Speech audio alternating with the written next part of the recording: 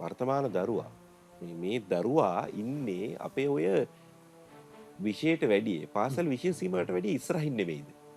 මේ මොහොතේ තියෙන විශේෂ දැන් උදාහරණයක් විදිහට ගත්තොත් එහෙම අපි කොච්චර කිව්වත් ඒ දරුවෝ මේ ඩිවයිස් එකක් එක්ක ගොඩක් දේවල් කරන්න දන්නවනේ. දැන් එතකොට ඒගොල්ලෝ ඉන්නේ තාක්ෂණය සහ මේ නවීන වෙනස්කම් වලින් ගොඩක් ඉස්සරහින් නෙමෙයිද මේ උගන්නන දේවල් වලට වඩා. ඉන්න බොහෝ තැන්වල එහෙම තමයි. ඒ කියන්නේ දරුවා මොකද විශේෂයෙන් තාක්ෂණය පැත්ත ඔබ මතු කරා වගේ තාක්ෂණය පැත්තෙන් ඉන්නේ අපිට වඩා ගොඩක් ඉහළින්නේ. දැන් අපි වැඩිහිටියෝ විදියට මොන හරි ප්‍රශ්නයක් වුණා අපේ ජංගම දුරකථනේ දරුවට නේ දෙන්න මෙන්න මේක පොඩ්ඩක් බලලා දෙන්න පුතේ කියලා. ඒ කියන්නේ තාක්ෂණික වශයෙන් ඔවුන් අපිට වඩා ඉදිරියෙන් ඉන්නවා.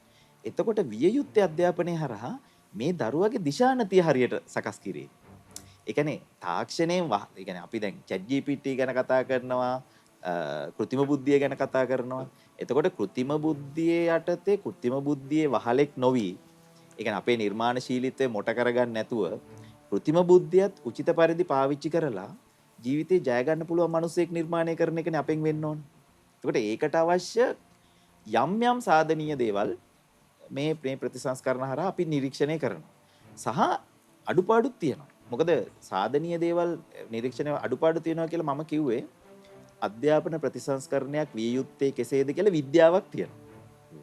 ඒ විද්‍යාව තුළ පැහැදිලි කරලා තියෙනවා අධ්‍යාපන ප්‍රතිසංස්කරණයක් වෙන්න ඕනේ කෙසේද කියලා.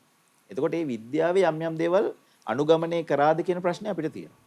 ඒක නිසා දැන් අපිට ඒ කියන්නේ ඉදිරියේදී අපිට නැවත අපි කියන්නේ රීවිසිට් කරන්න පුළුවන්. කොතනද අපිට වැරදුනේ? අඩුපාඩු කොහෙද තියෙන්නේ කියලා. මොකද දැන් වසරක කාලයක් තියෙනවනේ. ඒ ටික කරන්න විද්‍යාව තුළ අපිට උපදෙස් දීලා තියෙනවා අධ්‍යාපන විද්‍යාව තුළ. ඉතින් ඒක මත පදනම් වෙලා වැඩ ටික ඉස්සරහට කරගෙන යනවා නම් කිසි ගැටලුවක් නැහැ. මොකද මූලික පදනම දැන් අපි ගත්තොත් එහෙම දැනට තියෙන ලියකියවිලි අධ්‍යයනය කරාම දකින දෙයක් තමයි මූලික සැලැස්ම තුල සාධනීය ලක්ෂණ බොහොමයක් තියෙනවා. මූලික සැලැස්ම හොඳයි. මූලික සැලැස්ම ක්‍රියාත්මක කිරීම යාමේදී තමයි ඉදිරියේදී ගැටලු මතුවෙන්න පුළුවන්. එතකොට ඒවා කර ගැනීම තමයි ඔව් ඒක ස්ථාපිත කරන්න එපා. මොකද අධ්‍යාපන ප්‍රතිසංස්කරණයක් කියන්නේ එක රැයකින් එළි වෙන දෙයක් නෙවෙයිනේ. මේක දැන් අපි සමහර බලාපොරොත්තු වෙනවා මේ අධ්‍යාපන ප්‍රතිසංස්කරණ ක්‍රියාත්මක කරලා මේ අවුරුද්දේ ලබන අවුරුද්ද වෙනකොට මේ සම්පූර්ණ උඩියට ගුරු වෙච්ච ළමෙක් නිර්මාණය වෙයි කියලා. එහෙම වෙන්නේ නැහැනේ. මේක ක්‍රියාවලියක්. මං හිතන්නේ අර එක එක ආපු අනිත් විවේචනත් එක්ක අපිට සාධනීය විවේචන ඉදිරිපත් කිරීමට තිබුණු ඉඩ පහසුකමත් ඇහිරී ගියාදෝ කියලා හිතනවා. නෑ මම ඒක කියන්නේ ඒක වැරද්ද තියෙන්නේ මේ මම කියන්නේ අපි වගේ කියන්න ඕන. එකක් අධ්‍යාපන ශාස්ත්‍රය අපි වගේ කියන්න. සහ ජනමාධ්‍ය වක් කියන්න.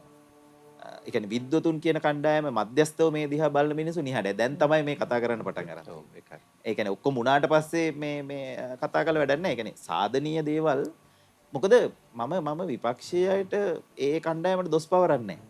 ඕන් ඔවුන්ගේ රාජකාරිය හරියට විශ්ල කරා. ඒ කියන්නේ එයාලගේ මතයක් තියෙන, එයාලගේ අවශ්‍යතාවක් තියෙනවනේ. ඒ දේශපාලනය දේශපාලන වශයෙන් ඒගොල්ලෝගේ රාජකාරිය ඉෂ්ට කරනවා.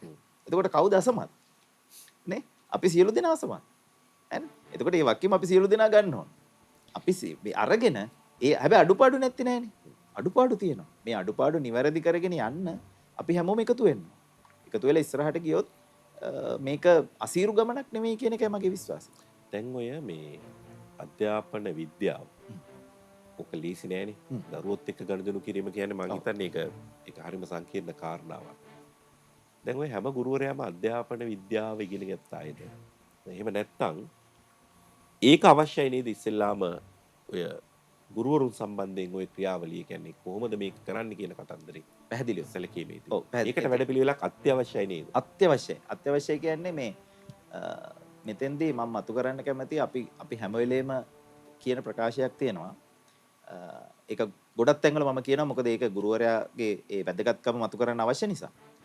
රටක අධ්‍යාපනයේ ගුණාත්මක භාවය එරට ගුරුවරයාගෙන් ඔබට නොයයි. රටක අධ්‍යාපනයේ ගුණාත්මක භාවය එරට ගුරුවරයාගෙන් ඔබට නොයයි. ඒ කියලා කියන්නේ අපි සියලු සැලසුම් ඉතා විශිෂ්ට පරිදි හැදුවත් ඒ සැලසුම පන්ති කාමරය තුර ක්‍රියාත්මක කරන්නේ ගුරුවරයා.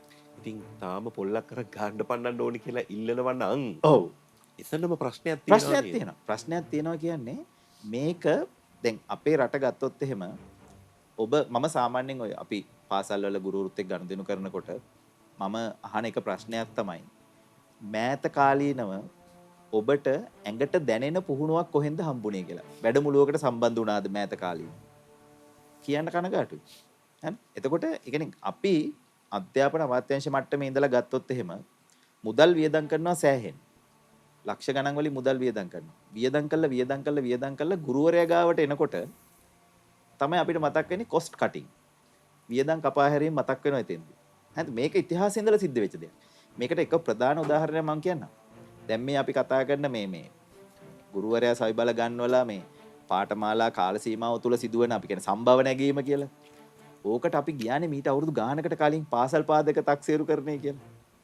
පාසල් පාදක ඇගීම් කියලා ආවේ. ක්‍රියාවලියක් ආවා. එතකොට ලෝකේ යනවත් එක්කම අපිත් ගියා එතෙන්ට. හරි?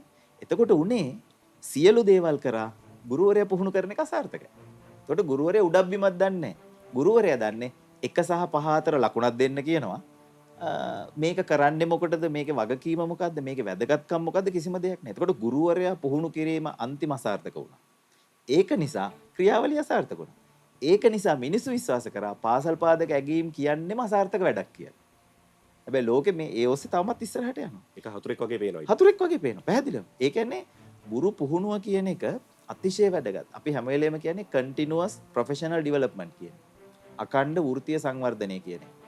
දැන් ගුරුවරයෙක්ට අපි යෝජනා කරන්නේ ගුරුවරයාගේ අත්‍යවශ්‍යම ඒ කියන්නේ පශ්චාත් උපාධි අධ්‍යාපන ඩිප්ලෝමාව අත්‍යවශ්‍යයි ගුරුවරයෙක්ට.